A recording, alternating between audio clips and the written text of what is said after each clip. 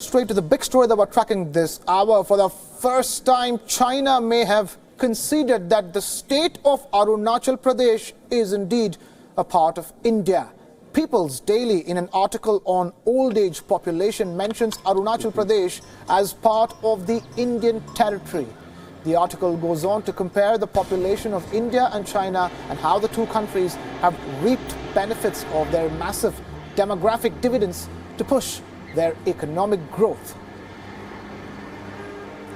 It says India's old age population has hit an all-time high since independence. The author then goes on to say that Arunachal Pradesh is the Indian state with the least old age people, where only 4.6% of the population is over the age of 60.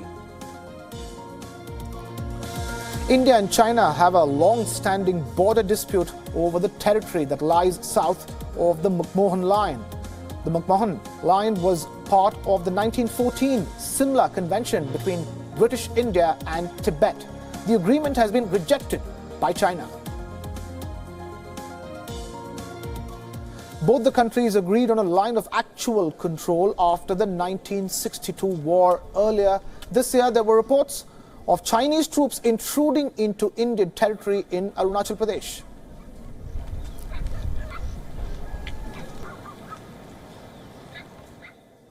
And now we have our correspondent Siddhant Subal joining us live from the newsroom for more on that big story that we're tracking this hour. Siddhant, talk to us. Arunachal Pradesh, China has never ever conceded that to India, but this article does exactly that. Well, the big breaking at WION, that it seems that this the mouthpiece for Chinese Communist Party, Global Times, has referred Arunachal Pradesh as part of India. The article was later removed, but you remember that Arunachal Pradesh has been a contentious issue between India and China. India, of course, it's part of Indian territory. Arunachal Pradesh is a state, and for China, it has been putting claims saying that it's part of South Tibet, and we earlier have seen China raising the issue whenever Dalai Lama or whenever the President of India or any other Indian minister visits. There is obviously a question at the MOFA briefing, which happens every day in China's foreign ministry, asking about this visit, and China coming out with the same reply that it's part of its own territory. Even China has published maps in which it has claimed the area and put Chinese name to the locations there. And of course, we saw war also happening between India and China over that area. But today's development which has happened seems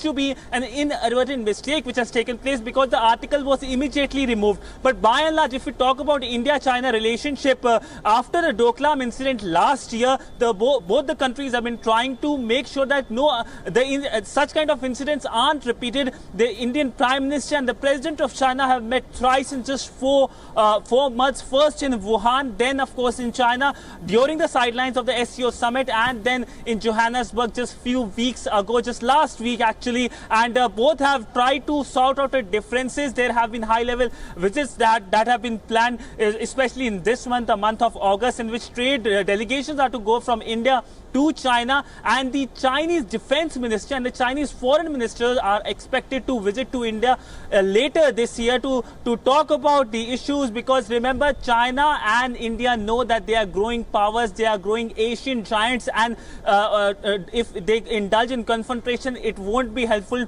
for both of them, because both have growing population and they would not like to happen this kind of disturbances also at a time when the world order is in flux. China itself is facing heat from America, and there has been renewed focus on the word Indo-Pacific that